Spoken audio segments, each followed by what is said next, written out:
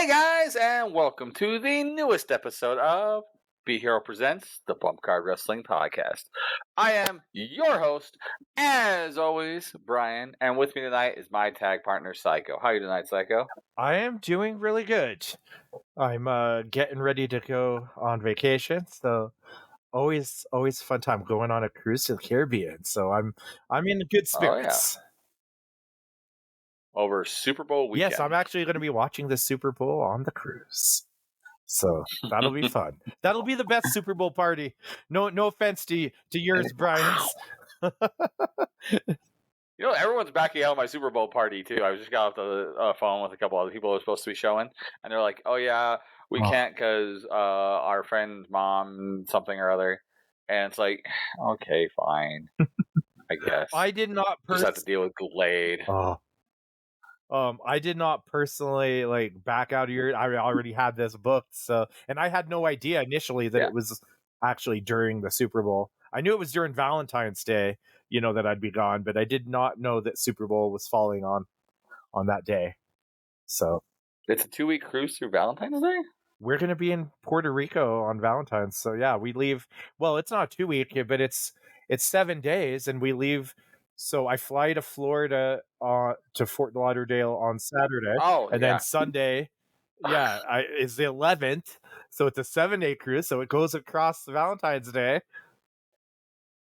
I am so off of my days. Yeah, did you think it was very early February? In my brain, it was still January. Oh my gosh! It's like the end of January. Nope. I'm not going on a cruise for a month. That would be nice. But I was so confused. Like, really? Valentine's Day? Like 4 days away. Yeah. Oh, yeah. It's like, yeah. I think we'll make it there. Man. All right. Well, I hope you enjoy the cruise. I'm going to enjoy Super Bowl and all the yummy food that we get to make here. But that's not what we're talking about tonight. Yeah. As the man says, what are we talking about tonight? But first, we're going to talk about our weekly wrestling news. So, Psycho, what's in the news this week? So, we'll start off with something that I thought was pretty big news. So, I'm sure that you might have heard that TNA has fired Scott D'Amore. I have heard this, and they've replaced him with let's see, I forget, somebody from Anthem.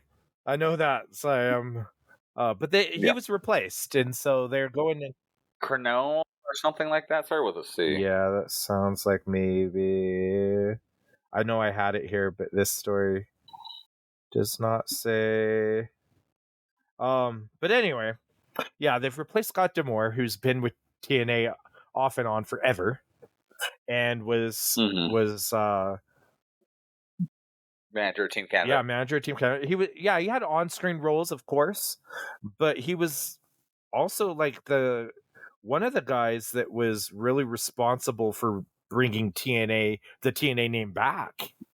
And he was somebody that would help train guys, and he was head of basically talent relations for them.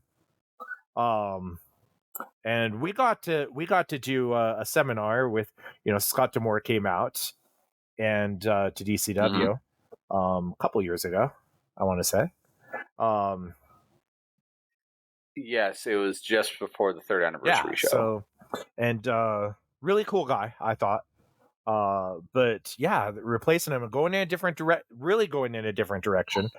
I heard kind of like my initial thoughts were it's kind of sad because it's like that was an original that kind of made TNA what it was today, and he's so closely tied with them. But I get it's almost like WWE with TKO, how they're kind of they're wanting to create the vision, their vision, and kind of get rid of a lot of the previous administration and all of that, and I think TNA is kind of doing the same thing with Anthem. They're being like, we have our own vision, and we don't want people to be reminded of the previous version. So yeah, we need to step into the new and not have people pushing the old. Right. Yeah. Which is an interesting thing, though, to do it the way they did it. And I looked up, by the way, while you're talking.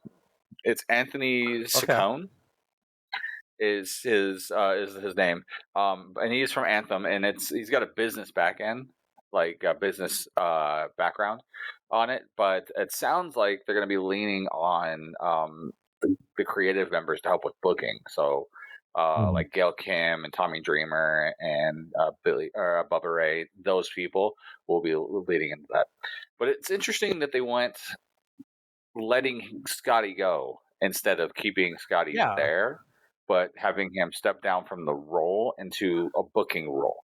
Because I would see, like, maybe have him as a booker or head of like a member of the creative team, but everything still goes through Saccone or Saccone, however you pronounce it. I apologize if I'm pronouncing it wrong, but it looks like it's Saccone. Have everything go through Saccone for the final approval, but have him part of a booking team because he's done great booking for several years now, right? And he is kind of the reason the TNA is still afloat. The TNA is still a thing. Somebody posted, I can't remember who it was, but somebody posted that it was comparing WWE, like say WWE buying ECW back in the day and firing Paul Heyman.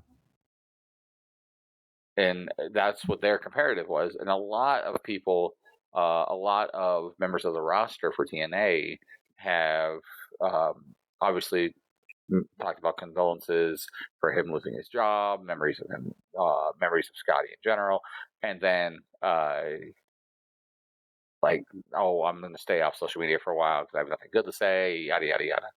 So it's kind of interesting. And what also is interesting is he's not the first this year as a booker or president or head of a big promotion to be forced out.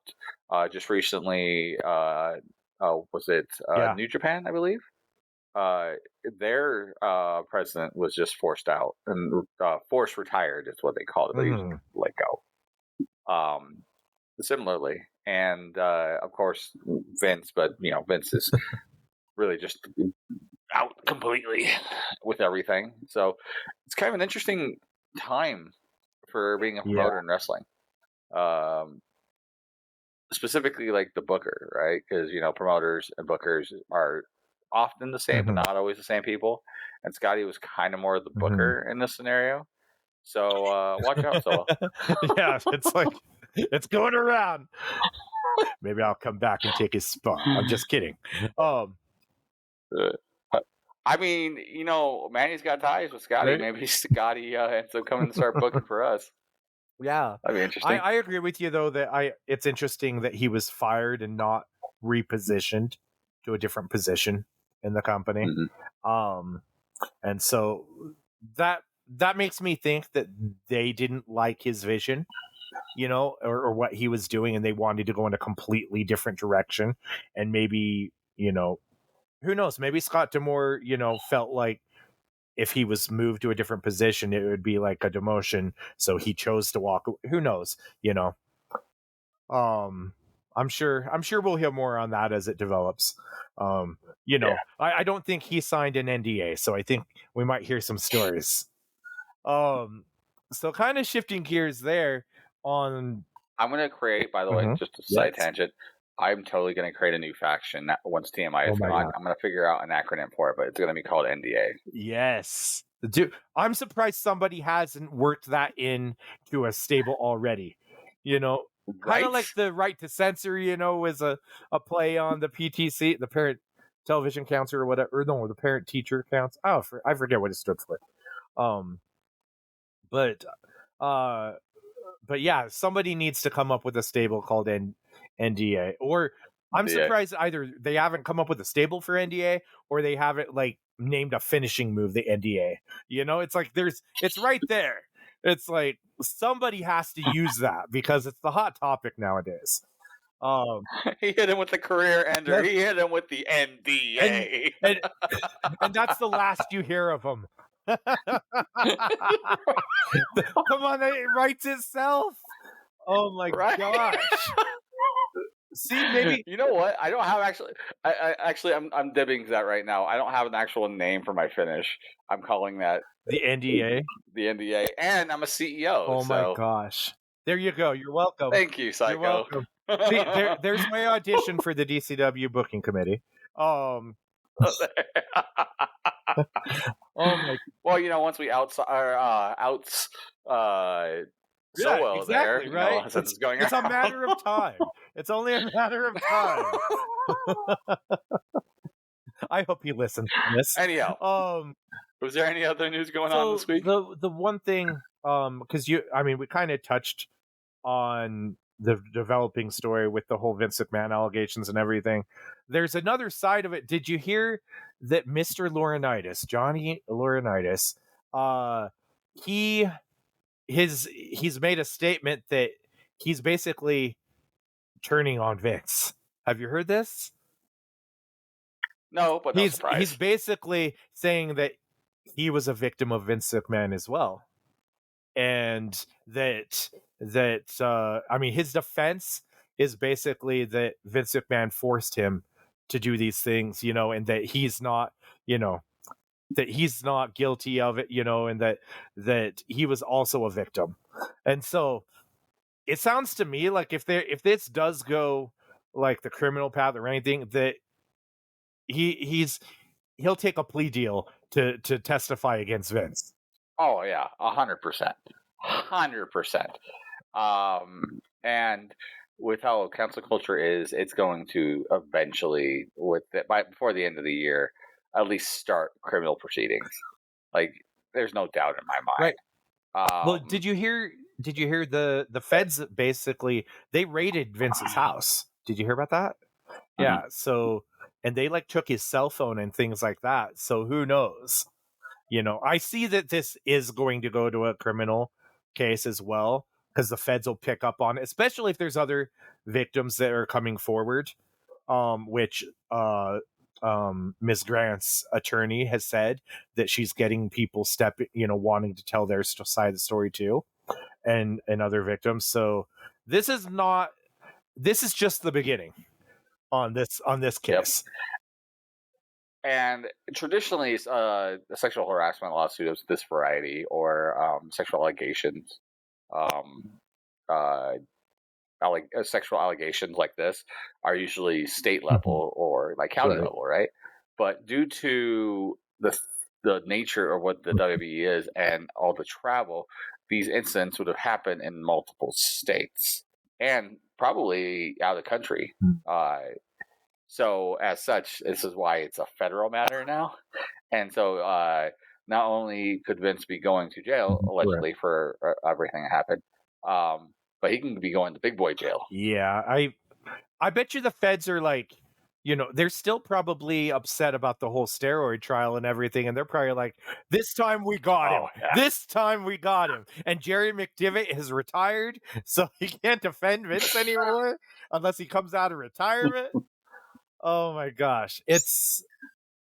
I hope they air when this goes to trial, if it does. I'm not 100% sure that it will. You know, WWE might settle out of court too. You know, it might not go to trial, but if it does, I really hope that that's like televised on Court TV, because that will be must watch television.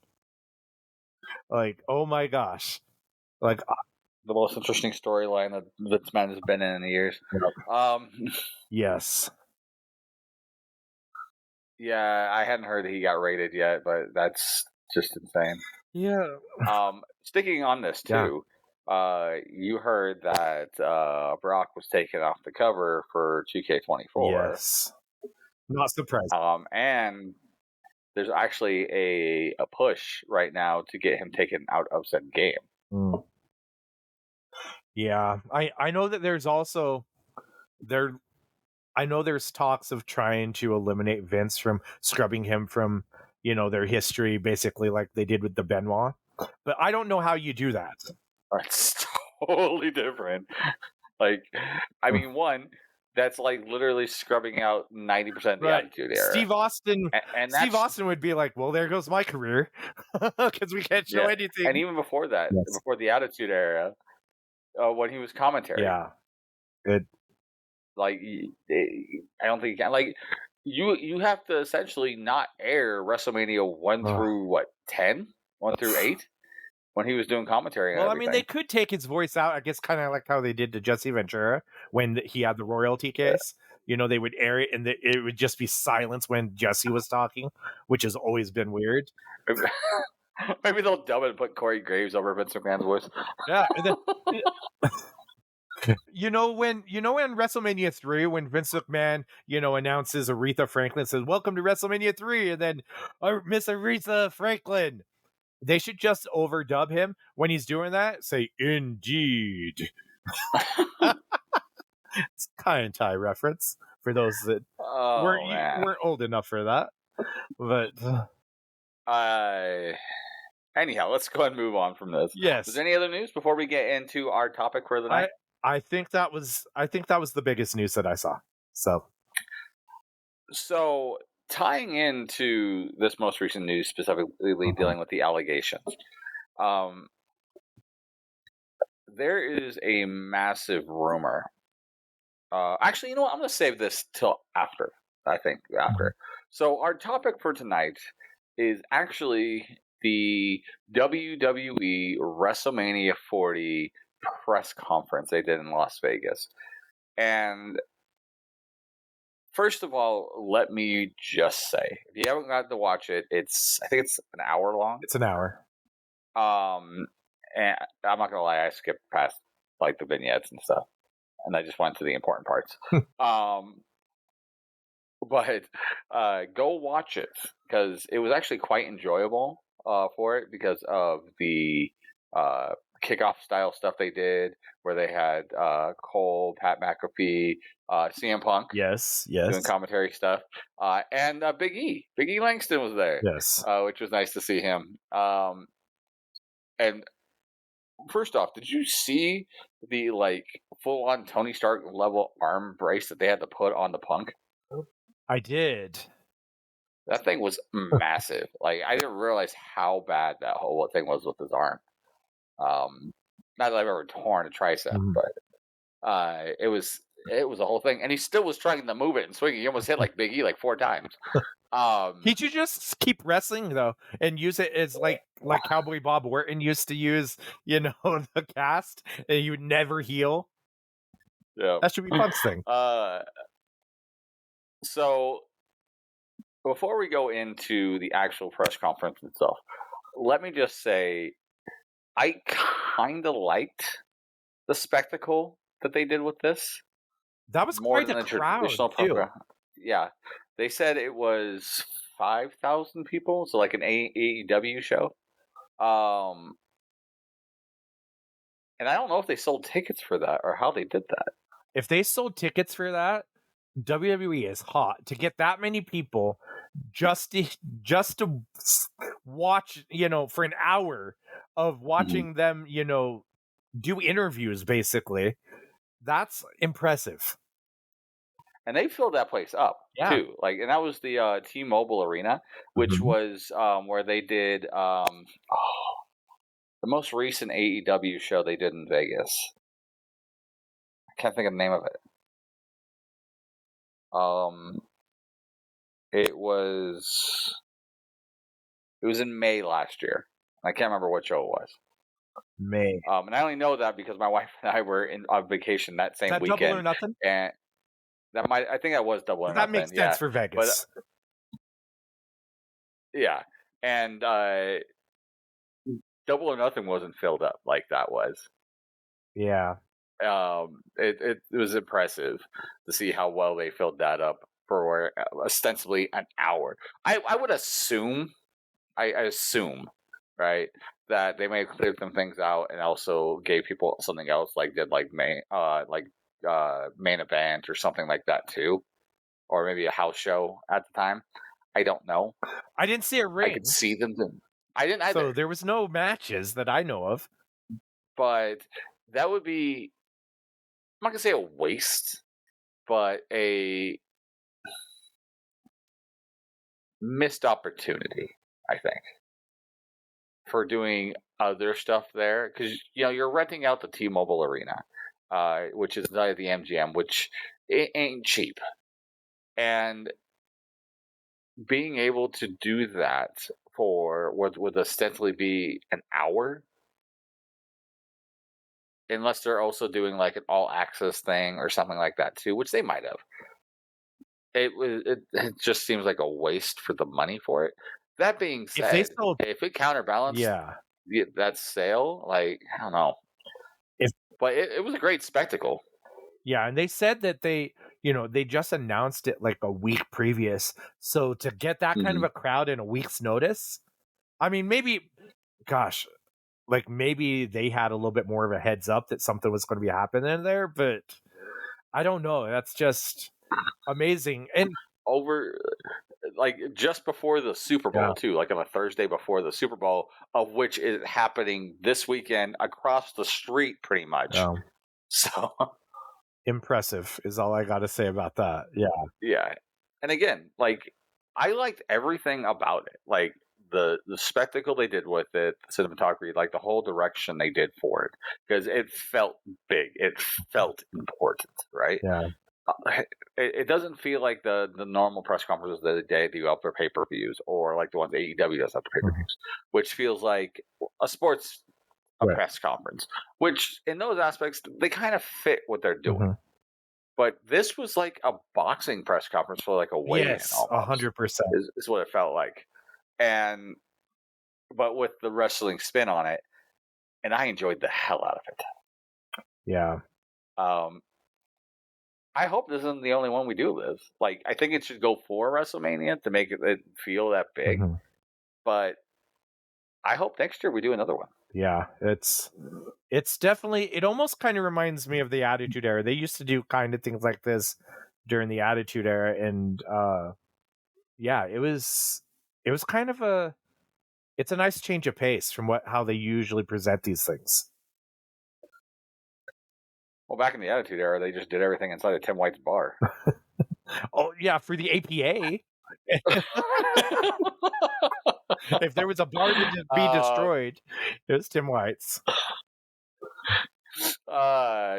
His insurance had to hate him. Going into this though,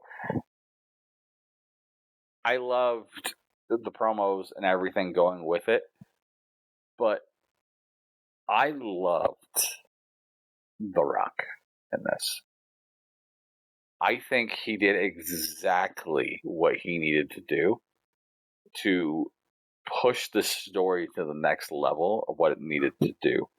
Because he came out doing the face stuff, but knowing he was going to get booed, and still pushed through it to try and be face, and then added on the, I don't care if you like me, I don't care if you like it, this is how it is, and kind of tied into how Roman Reigns does the tribal chief stuff, where he's like, this is how it is, like me or hate me, this is the truth. And The Rock kind of did the same thing, and they had this like buddy thing to it too. Like, I ate that up. I don't know about you. Yeah, and I think we need to go back, because a lot's happened in the last week since we last recorded, right? So yes, before we get into this press conference, like really dive in, we have to talk about the previous SmackDown, where they did a great job. They really did setting up like this kind of story of, and actually, if we go back to the Raw before that SmackDown, you had Seth Rollins basically, telling Cody, it's like, pick me because I'm the fighting champion. I'm the Rick. The other belt is the Hollywood Championship. I'm the working championship. I'm here, and it's like the Ric Flair title. And the Dusty Rhodes title. Yes, exactly. Really laying that on, which at first I was like, okay, they're doing a good job of building up who's he going to pick, but we all know he's going to pick And then SmackDown happens. And Roman did a great promo though, where he was talking about like He totally buries the belt. yeah, he's like, that's the losers bracket. Everybody that I've beat is competing for that one, And so yeah, go challenge for that one. That's the number 2 table. Yes. I love that line. Yes. I wish he would have said that's the kiddie table, because that would have that would have been a great line. It's like we're at the adult table over here. I'm the head of the table at the adult table. Go join the kiddie table. Oh man. But yeah, he does a great job. Like really, it's like oh man, those are some receipts or something, And then Cody comes out, and he talks about it's like Seth is wrong. That's still the belt that I want. That's the belt that's San Martino held, and that's the belt that that my father had taken away from him, pried out of his hands. So he didn't win it. And then he says, I finishing my story, it's not just taking the belt from you, it's taking everything from you, right? It's like, and so I am going to take that belt from you. It's going to happen, but not at WrestleMania. Which is, and we'll get into that because that's an interesting line where he says not at WrestleMania.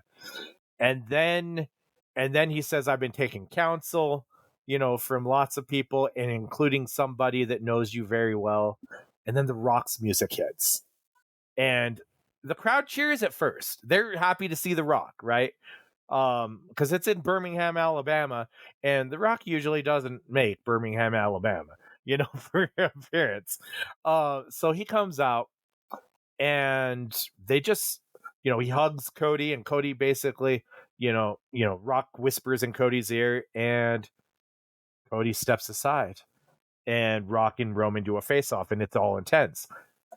Now, the backlash that this caused was something, right? It started a whole Twitter, it was trending on X. We want Cody. Yes. Was the hashtag, as Rock later calls them, the Cody crybabies. Yes. Oh my gosh.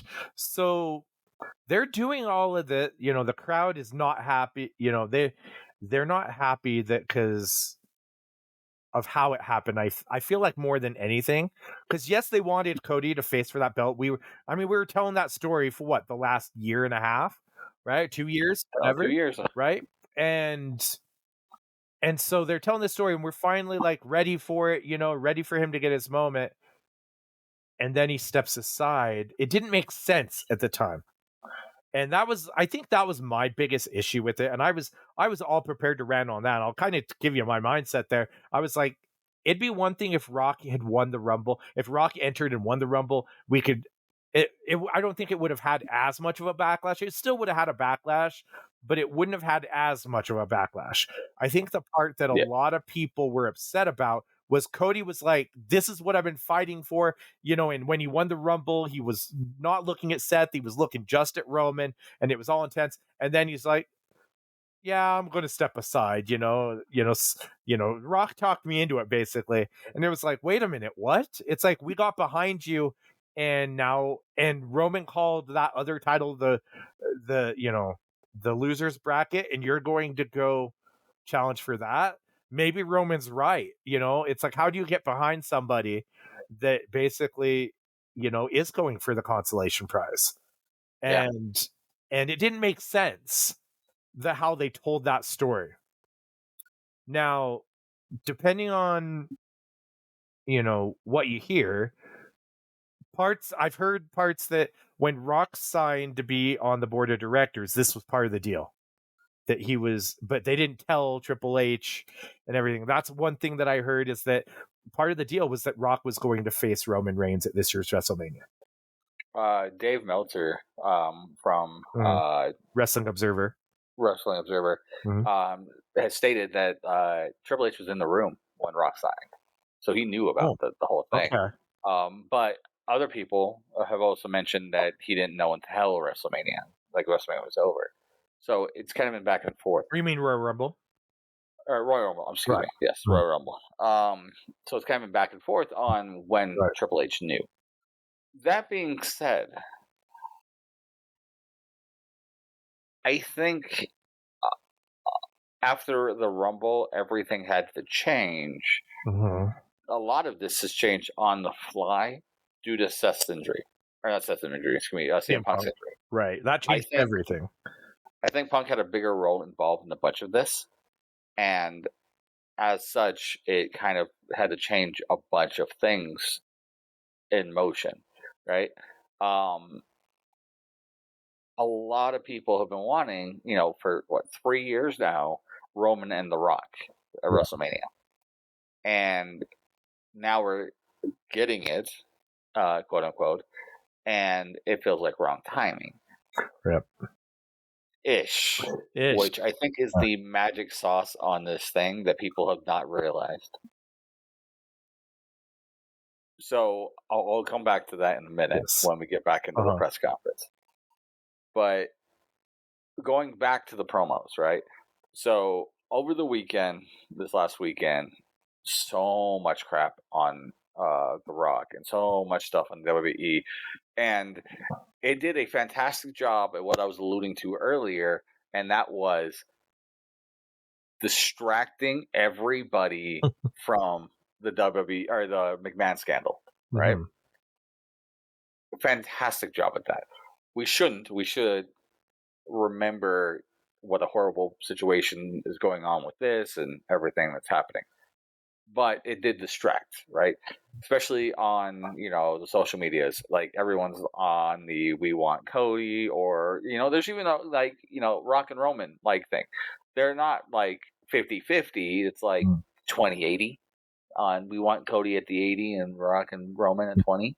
But they're split and what everyone wants. So over the weekend, we had this huge thing. And then we get to Raw. And I'm assuming you saw this promo. Yes. So the show starts off with Seth doing his thing, calling out Cody to find out why, right? He's like, because Seth is kind of got what I wanted, but I really don't have an answer yet. So I want an answer and why we're doing it this way, why you chose this. And they start going back and forth a little bit, boom, boom, boom. And then Drew McIntyre comes out. And he cuts a fantastic promo, which I enjoyed the hell out of essentially being like, I set you two up for this. This is my doing. I got rid of Punk. You hated Punk. It was supposed to be tonight, you and me talking about going to WrestleMania, and then you put crap in his head last week. And so he said he did what he did on SmackDown. And Lawrence said, Cody, finish your story. Oh, and the T-shirt that Drew wore for that promo, did you see it? I don't remember the T-shirt. What was the T-shirt? It was you've seen the meme of the Grant Gustin splash standing in front of a tombstone, down on his knees, hey man, all smiles and throwing a peace sign kind of thing, all happy, right? That exact meme, except for it's Drew on it instead of Grant Gustin, and on the tombstone it's CM Punk's WrestleMania main event on it, and that shirt is available on WWEshop.com, by the way. But it was great because he has a great line, and he's like, I made us companion shirts, talking to Seth. He's like, I made us shirts for this. He's got his shirt on. He goes, yours is in the back. It's extra small. Talking to Seth. It was so good. I died. It was a great promo between the three, building what was going on for this, right? And then we get to tonight. Well, during that promo, I just want to mention there was Rocky Sucks chants. Oh, yeah. During that. Which Seth had a great line for that, too. He's like, well, the things I was expecting tonight, I wasn't expecting to hear that. Right. and it's like, yeah, and even like Michael Cole was like, "Are we in 1996 again?" Yeah. Well, no, because they're not chanting "Die Rocky Dies." We're not to that point yet. I mean, We're right. almost there though. That killed me. But with all that being said, all that story being built, and then we get to tonight, and this is also including all of the social media stuff that Cody and Roman and The Rock, and even Seth have been doing, talking about this, and then Rock this morning doing the Pat McAfee show. Talking about how there are the the Cody crybabies, there are the Cody fans, and there's Cody, and we have three different people wanting three different things. Like he was building it up, right? And through all of those platforms, from the SmackDown, the Raw, social media, press conference, or the just regular TV stuff like talk shows and stuff. Like you have all of this media press going on, building into the press conference, right? Which hypes up the press conference that much more. When I was on watching it, and I watched it a little bit later after it was over, I think I missed it by like a half hour. There were already 40, I can't remember if it was 40 million or 40,000. There was a crap ton of people that had already been watching it at the time. I can look it up in a little bit. That have already watched it for the press conference. That's huge. And then we go into the press conference, right? So we start off with Seth, and Seth is, putting over himself, putting over Vegas, doing, what he needs to do to introduce the show and everything else like that. And he starts putting over Cody, talking about like how good he is, da da da. And he even goes like the 2-time Royal Rumble winner, blah blah blah. And then Roman comes out, and Roman kind of hijacks the whole thing. It's like, look, Cody had his shot to say who he wants. Now it's my turn. I'm going to tell you exactly who I'm facing a Rumble. I'm taking the option away from him, or facing a WrestleMania. I'm taking the option away from him. And he calls out The Rock. Rock comes out. They have their promo stuff. The Rock, like I mentioned earlier, cuts a fantastic starting to become heel promo and builds that way. Talks about his family, which I was just thinking about this. I think that there was a miscue in production, because The Rock laid it out in his promo when he puts up the Right. Bloodline family line, right? And talks about how there is only one real family in the wrestling world and stuff like that. And Cody never got his music. Right. I think it would have. I was waiting.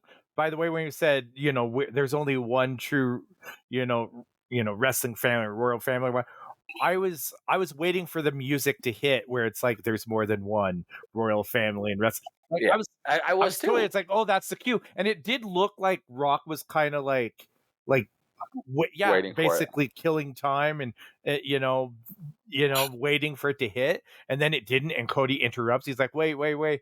I think for some reason his music didn't play, and they had to improvise there. Yeah, I think there was a production miscue. Why wouldn't his music play? Or production, and that would have got a much bigger pop too, especially if it had done it during that. It would have been huge. Yep.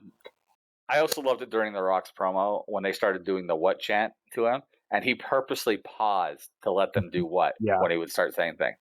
He'd be like, and then let them finish, and let them finish. And like it was like, The Rock is so good on the mic. And then Cody comes out, and he's obviously frustrated. I think he was thrown off because of the lack of music, and I think like his whole thing was all thrown off and stuff like that. But after it's all said and done, he's like, I talked to you about counseling and stuff like that, like the counseling, boom. But end all be all, I'm going against you, Roman, for the belt at WrestleMania. You're my main event opponent. And they get into each other's face, boom, boom, boom. But he had talked crap on Roman's grandfather, and High Chief, Rocky's grandfather. And then The Rock gets on and it's like, oh, now we got a problem. You talked about my family because you talked about his family, and his family is my family, and I did this whole thing. Wasn't the best. It didn't really feel it as much as I think they were trying to, but then he straight up bitch slaps Cody and stuff like that. And surprisingly, Seth comes to Cody's rescue, which I think they're building to a thing at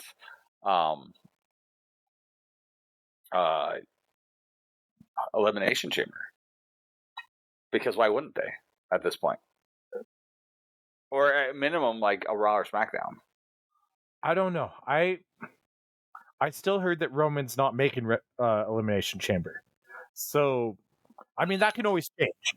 But he could do a SmackDown. Yeah, but why would they wouldn't have a match on SmackDown?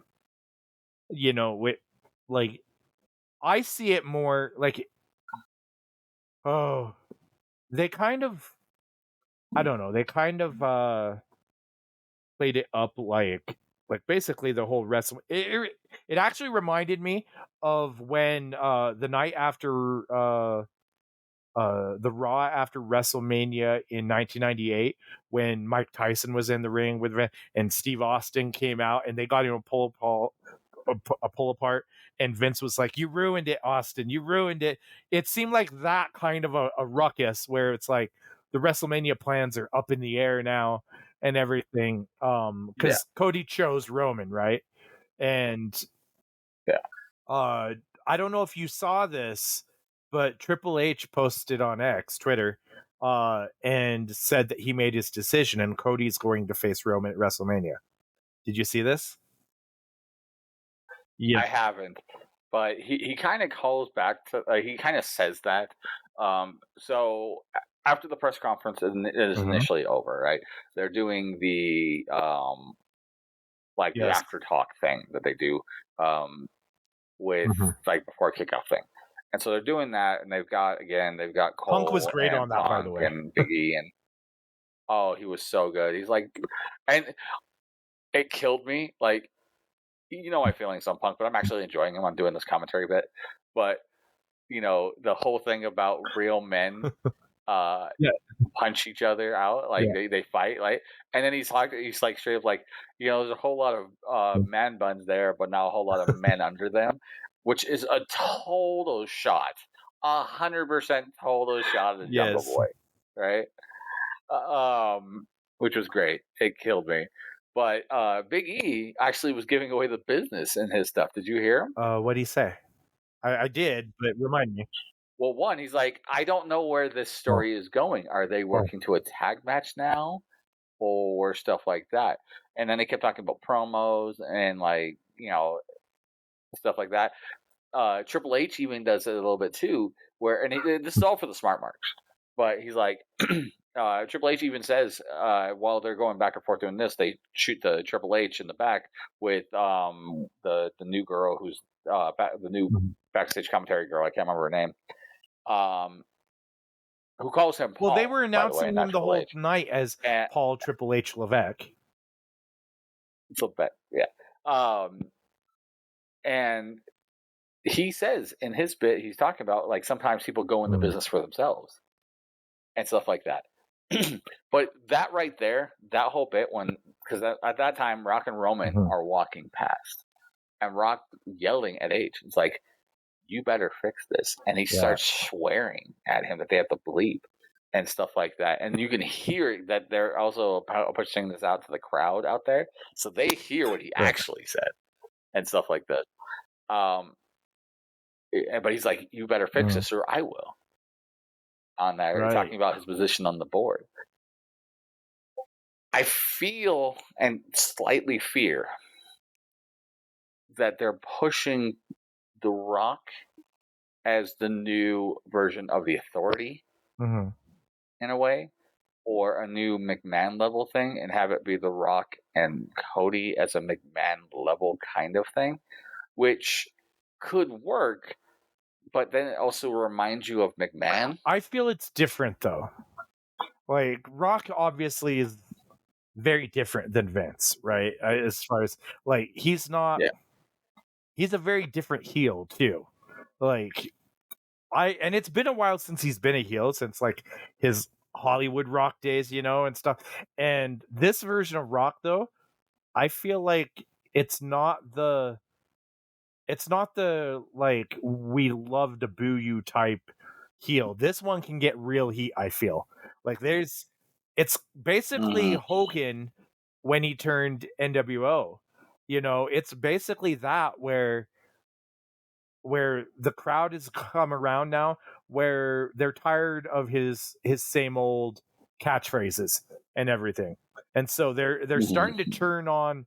Like, we know what The Rock does. He comes out, it's getting old, and so they're starting to boo him already. So honestly, whether or not this was planned all along, which I do not believe it was, I don't either. I feel like this was a pivot to save face, to be honest. But it honestly could turn out so much better than either one, because now I think this has helped Cody. I feel like the crowd is much more behind him now than they were just after his Rumble win. Because it seemed like, okay, we're getting another Cody match. It's kind of a foregone conclusion. He's going to finish his story or whatnot, right?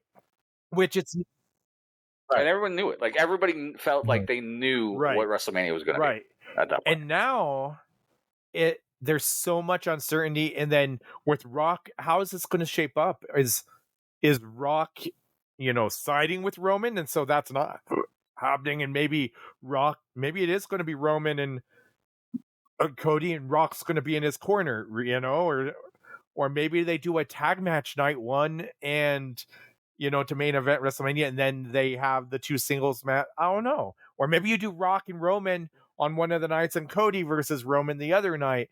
Like, I don't know where this is going officially, because obviously they announced Cody and Roman, but clearly Rock's going to be involved, and I think he's still going to wrestle.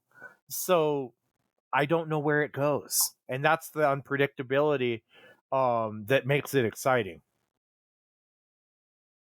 So I have two thoughts in my head, right? Because there's been a lot of comparisons to Daniel Bryan with the authority on this. And a lot of this, like, I think the end-all be-all, like, when this is over, and I know I made the same statement last year, but I think this is it.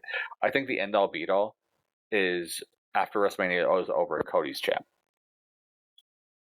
And I think that it's the adversity that Cody needs to fight through to build it. That being said, there are two options in my head. Option one is exactly as you stated. Rock is in Cody's corner, along with Rock is in Jimmy Roman's corner and Solo. Or sorry, Rock is in Roman's corner. Yes, excuse me. Along with Jimmy and Solo, and he's got to go essentially through all three of them to get to go through Roman. Like, obviously the match is the singles match, but he's got to fight all three of them off and still prevails, right? Because it's that one more up from having Solo last year, right? Then he proceeds and wins, right? Or the other option, which also ties into the same thing, is night one, not main event, but night one is Rock and Cody. I don't see a Rock and Roman match anymore. I don't think that's happening, period. It'd feel weird now, right? I think because of how Rock close they were after. Yeah, I think Rock has become heel, full on heel. And I think Rock and Cody are going to be night one. And Cody has to defeat him to, like, to get that win, right? But he's maybe injured, or like he's tired. He's had a match, and Roman's, fresh. And then night two, he able again to push the odds to beat Roman. I think those are your two real options on there. But I do think Rock is going to be heavily involved in the story He's of basically WrestleMania. joined. I He's think he's going to be basically an joined the adversary. bloodline. I mean, really. I mean, as far as the stable goes, like they've gotten even stronger. I think having Rock with them. Oh, well, and I agree, and they kind of tease that when they do the family tree, right? Because on the bottom of the family tree it says the bloodline family tree, and Rock's on it. So I think it was the right move to go this way, because I do think it's going to make Cody be that super face. I don't know if I'm happy the way we got to this, but 10 years from now, I don't think I'm going to remember how we got to this. Honestly, though, like, it does remind me a lot of the Daniel Bryan push, where it was like they had to pivot, and Daniel Bryan, got to main event and win the belt when that was not the original plan, right? And but yet everybody was excited for it because it got the end result, and it almost felt like it was appreciated more because there was that adversity. Like, and this is much the same. It's like when Cody wins, which, probably, originally that was the plan all along, right? When Cody wins, it's going to feel even greater because they did plant that doubt, that it was going to happen. And if this was planned, like because I heard like they knew that there'd be backlash, from Rock, getting the title shot and all of this. If this was planned, Triple H is a freaking genius. You like because there is a buzz now that wasn't there before. Because I honestly thought when Punk went down and they had to scramble everything and who was going to face Seth, and we were wondering maybe it would be Gunther or maybe whoever. It almost felt like, well, I was excited for WrestleMania and now it's a mess now, especially with Rock getting it. I was like, they're trying to completely save WrestleMania now. But with how this has turned out, I'm right back excited for WrestleMania, to where I'm like, what's going to happen? And where does Seth go? If Cody's facing Roman, it's going to be Drew. Is it though? I mean, I think they planted that seed on Raw this last week to make it so that's the route it's going to go. I think they started to realize the pivot after Friday or after SmackDown, and so they've been kind of doing that pivot from this point on. And then another one that popped in my head that's also was a heartwarming WrestleMania story that was a pivot was Kofi. Kofi Mania was a pivot that became so much greater than pretty much any plan they probably would have had. I heard that WrestleMania Mustafa Ali was originally going to face Daniel Bryan, in that match. It's like, it was so much better with Cody, I feel. Or, I mean, with Kofi. Kofi. Yeah. I agree. And I mean, I feel bad for Mustafa, especially now that he's no longer in the company. But I don't think it could have been any better than that. And it's one of those things where you kind of have to test the water a little bit. And it makes me so happy because there's so many times where you see stuff like this where they don't have the willingness to change the plans on the fly, right?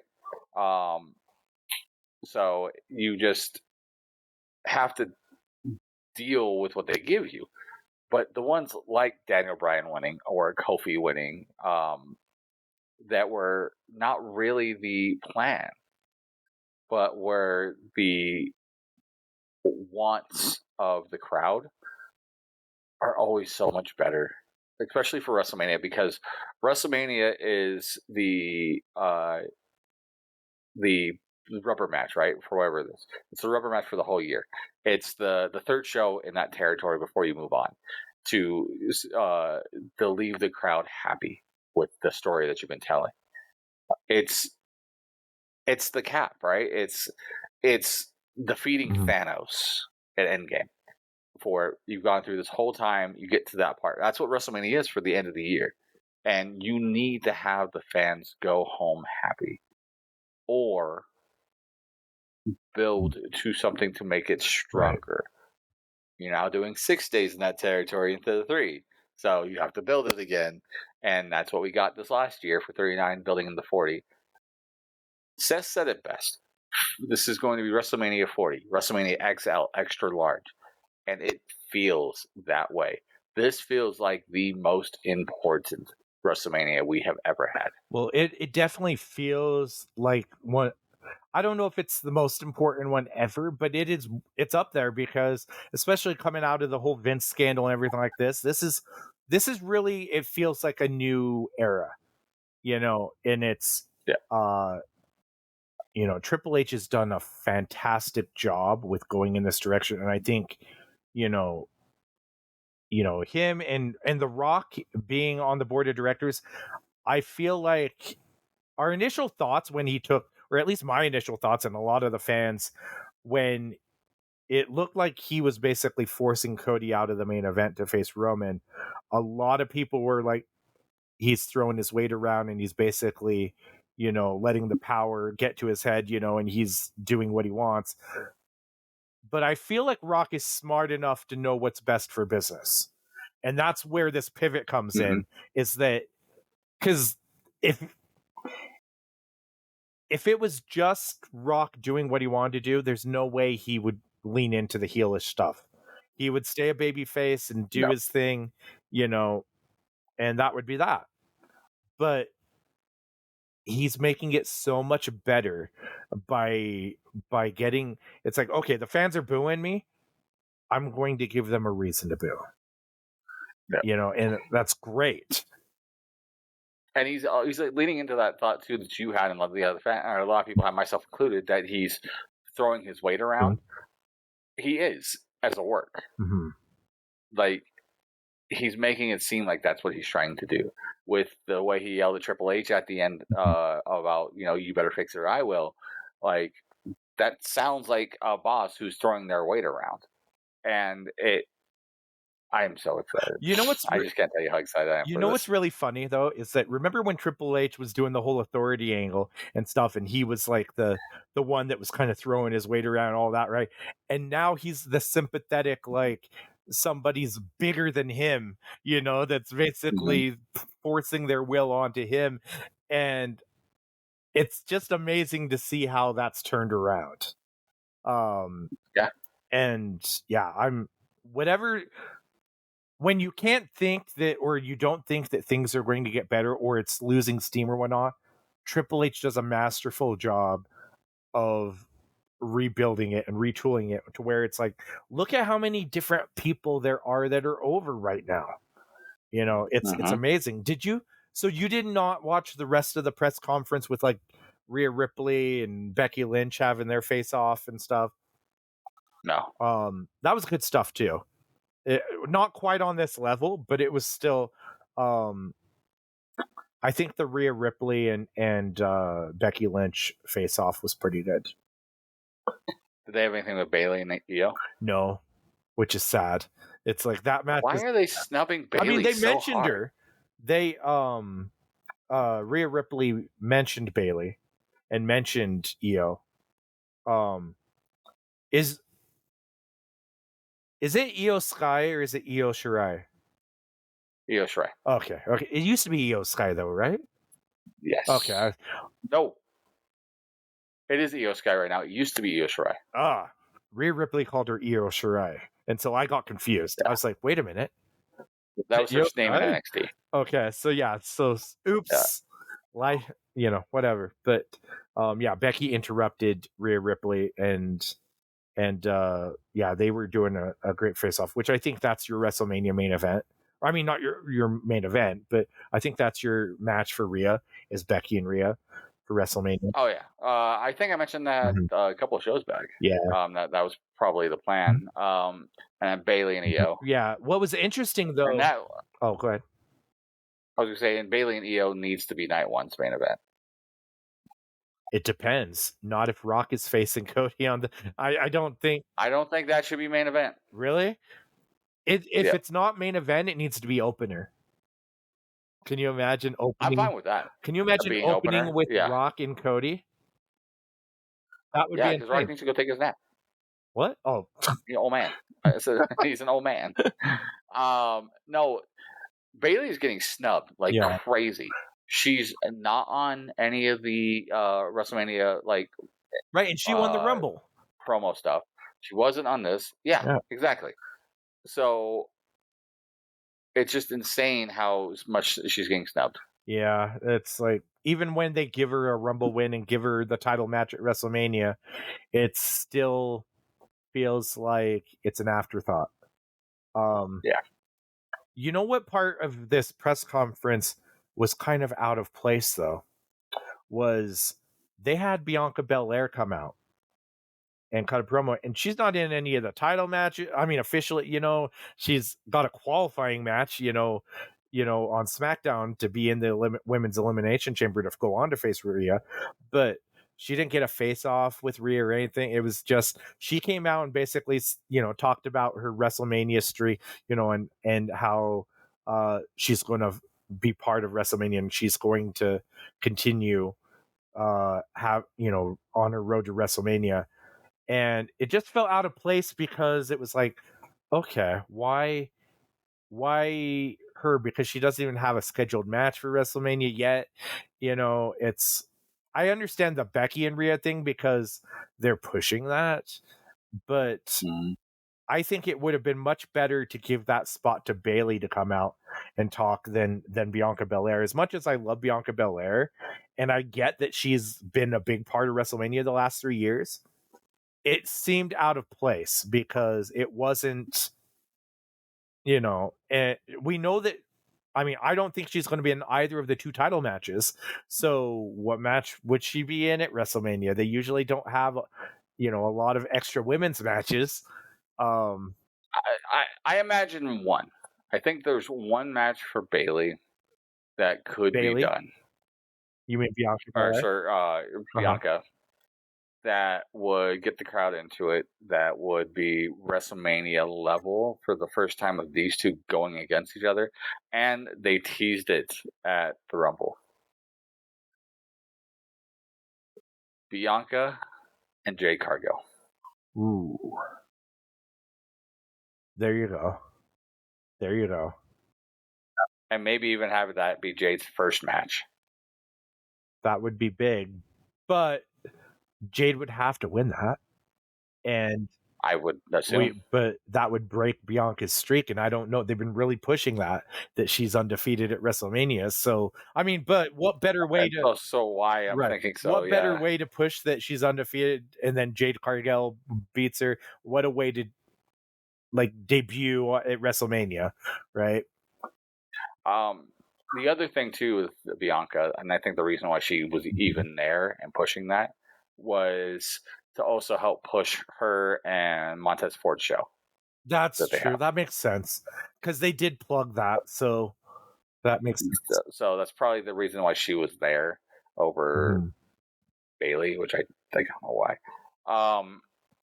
But I think that's also why they'll put her on WrestleMania, and she can take the loss and give that rub to Jade Cargill. I think that's the match and the win to go for. Like the way to go for it is to make Jade an instant star on there, and it doesn't hurt Bianca at all. Yeah. Do you think, kind of changing gears a little bit, I thought of one other possibility they could go with this whole Roman and Cody and Rock thing and Seth. What if they did a 4-way instead? Because, I mean, all of them have, especially with how Seth was arguing with The Rock and stuff and Roman, and they were having their jabs. I mean, I don't know how they would, because they're both got both the world titles, so I doubt that they would do a unification there. Especially after just splitting it last year. Unless they did kind of like how Kurt Angle did, where it was like where Kurt had the world title or the European and the Intercontinental title, and they did the triple threat with Jericho and Benoit, where it was first pin gets the one belt and second pin gets the other belt. That would be interesting if they did something like that, where both titles are on the line, but it's not unifying. It's, at this point, they're obviously trying to make Cody like a super Mhm. face, right? Like not just a face, but like the face for the remainder. Like that's their franchise quarterback, Mhm. as it would be for the WWE period. And you don't do that off of that 4-way. You do that off of him beating Roman one-on-one. Yeah. and The Rock Ooh. one-on-one. Beating Rock and Roman in the same WrestleMania weekend would be almost like Jericho's claim, beating Rock in Austin, in the same night. That'd be like that. Yeah, for sure. Although Cody wouldn't brag about it because he's, wouldn't be the heel in that situation. But no, interesting there. As far as like the rest of the rest, I'm really it just hit me. I'm really excited for the SmackDown or possibly Raw following WrestleMania with Cody winning on the assumption he wins, and just doing his opening line of, "So what do you guys want to talk about?" Holding the belt in his hand, right? That would be so good. Yeah, so good. Sorry. As far as like the rest of the WrestleMania card, who do we think Gunther's facing? I think I have an idea. Assuming he gets past Jey Uso at Elimination Chamber. It'd be a weird place for him to lose the belt at, I think he'd have to lose that at Mania. Yeah, maybe. I mean, it's a big event, though, in Australia, so I don't know. They gotta... Not everything can happen at WrestleMania. Yeah. It's a huge event, and I mean, maybe a title change is required, but do Logan Paul's belt. Maybe. It doesn't mean as much. I mean, as sad as that sounds, like the streak is more important. That's going on right now. So, although Jey, that could have been a WrestleMania match. Like if Jey was facing Gunther at WrestleMania, I'd totally buy into Jey possibly being the one to dethrone him because it would make sense. Wait, Gunther can't go to Elimination Chamber. Can't? No, he's on a 60-day restriction because he's changed his citizenship to the U.S. He can't leave the country. Ooh. Well, they were setting up him and Jey on Raw. It won't be Elimination Chamber. Yeah. Interesting. Yeah, I'm pretty sure his thing goes right up till WrestleMania. I don't think he's making Elimination Chamber. So if I remember maybe right. that is the WrestleMania match, and they're building it long term. If that's the case, Maybe? I totally think Jey will beat him at WrestleMania. 100%. Because Jay's over enough and they have to do something with Jey. I think being the one to dethrone Gunther, keeps him in that talked about superstar status. I agree, and like I don't want to say owed, but he definitely deserves a singles title. Yeah, he's earned it. Yeah, I could see that for WrestleMania, and that actually seems like the most logical. And that seems WrestleMania worthy too. Now. Gunther and Jey Uso. Although, because I mean,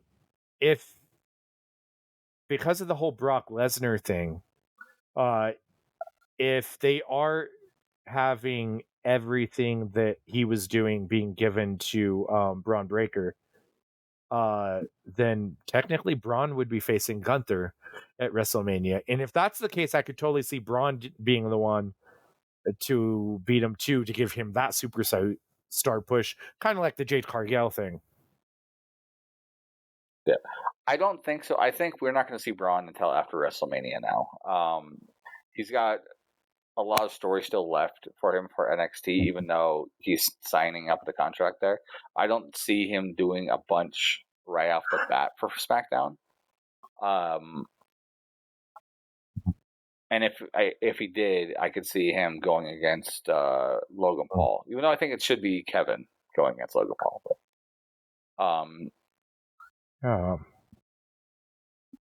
They could build a match Elimination Chamber with Kaiser and Jay.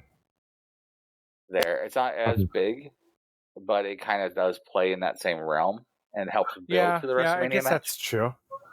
that's true. Yeah, and I'm trying to think who are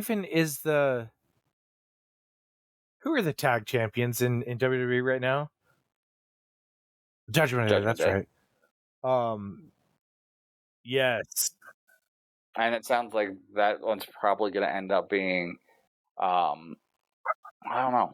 There's been a couple of ones I've heard talking about going towards that.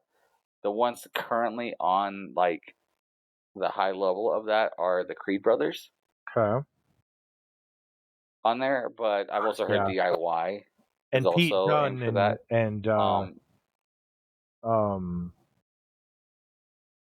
Oh gosh. Yes. Tyler Bate. So I would imagine it's one of those three. Those would all be good matches. But I think the one for Pete Dunne and Tyler Bate is a match for Elimination Chamber. Because they're doing the qualifier between those two and the New Day? Who won that 4-way? It was DIY. Wasn't it DIY? It was DIY. So DIY and Pete Dunne, Tyler Bate. Ideally, Pete Dunne and Tyler Bate win because they didn't have to do a qualifier.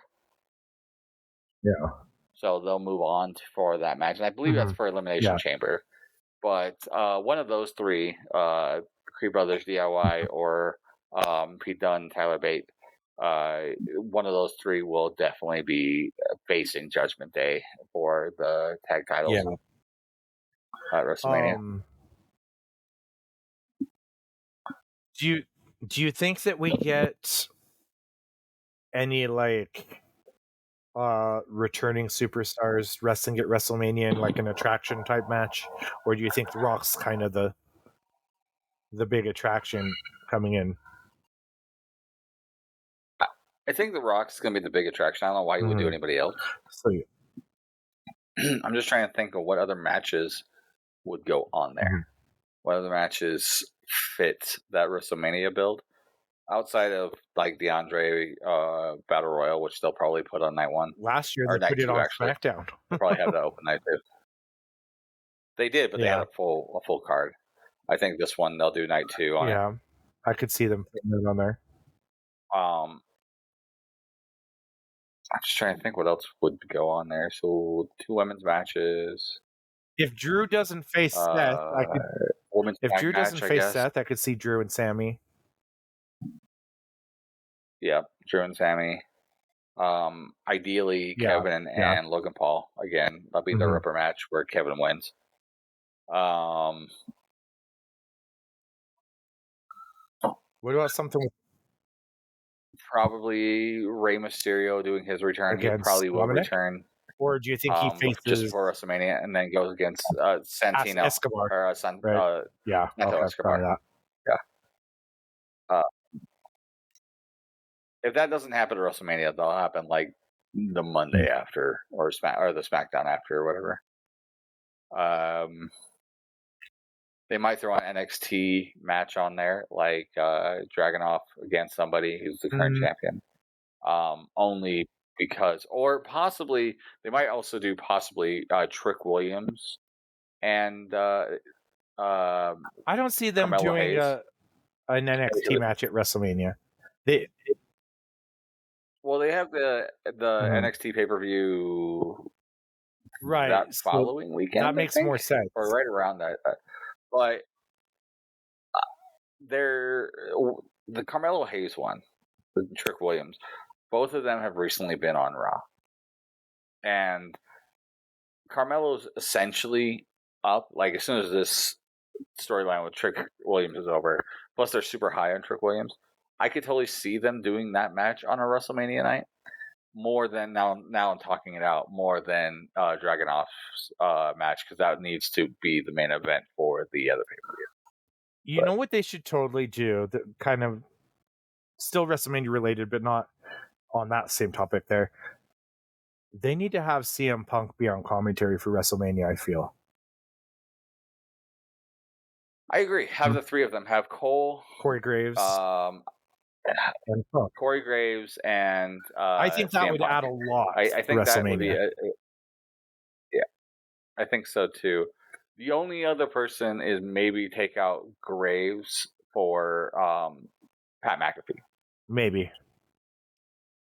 And the only reason I say that is Punk kind of fits the Graves portion. Yeah, I mean, and then Graves is also kind of working over to now with him on SmackDown with Wade Barrett. It kind of is working to the play-by-play guy, kind of the Michael Cole role, anyways. So I don't know if you need him to be color on that. I think they might move him away from that and then have Punk do color on the pay-per-view. You know what would make more sense though is if they split up the comment. If they didn't have one team commentate for all of WrestleMania, or if they had one night and a different commentary team, because so everybody had their chance to call a night. That would make sense. I think that'd be fine. I think I'd still keep Cole both nights, though. Well, I was going to say I'd still keep Punk both nights. That's just me. I think he adds star power to the show. And I really did like him in the press conference, being on the panel. I did too. I think that was a good role for him, for what he needs to, because it keeps people, it keeps him fresh in people's minds. Apparently, there's a big push to have him on as the color guy with Vic Jones. Vic, the play-by-play guy on NXT, Joseph? whose name is just something. Is it Vic Jones? Yeah. Vic Joseph. Yes, Vic Joseph. Have him be on there, and then have Wade Barrett just be there, because Booker T is just recently had surgery, so he's going to be out for a while. So have CM Punk there, because apparently CM Punk's been spending a lot of time with the NXT guys anyways. And he spends a lot of his time in the back on NXT trying to aid and help. So having him there doing color makes the most sense. Imagine that, Punk helping everybody out. As long as he doesn't punch somebody in the face. I loved how he was poking fun at a lot of that, though. I know. It's like, this is pro wrestling. When you have an issue, you just fight. You punch your teeth out. Yeah, that killed me. I was like, oh, well, that's how Punk handles all his business. I love, though, that he has a sense of humor about it. Yep. So, yeah. Well, Nikki, is there anything else we want to go over before we sign this off? It actually went a lot longer than I was expecting. Yeah, it was good, though. I think I'm super excited for WrestleMania and where it goes, and I think both nights will have some big events, some big matches happening, and I look forward to seeing what Triple H does, because this is, his first WrestleMania really as Booker without Vince's, kind of looking over him, like, yeah, exactly. Kind of like Hogan always cast a shadow on Randy Savage's title wins. This is Triple H finally breaking out on his own. Yep. And I'm here for it. So what you're telling me is WrestleMania last year was Brett and Yoko? Sure. And the Vince McMahon / Hogan role of running in there and then just beating Yokozuna for the title out there. Yeah, it's I'm loving the booking, though. I think I can't complain too much. Even where I thought, oh, they made a mistake on SmackDown, and then they recovered nicely. Triple H, that's one thing he does, is he listens to the fans. I won't even say that they recovered nicely. I actually think they soared through it well. Like, the recover nicely would imply like they're on like a certain plateau and they got back up to that line. I actually think they went well above that after this point. I think that they pivoted in a way that's going to tell a better story than what was initially planned, even if Rock didn't do this. Because you have adversity with Roman and finishing the story and doing anything, but you're essentially having WrestleMania or Cody and Roman WrestleMania round 2, where this is like an upscaled sequel. Does that make sense?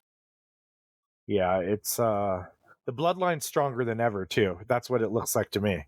So yeah, I'm intrigued. Me too.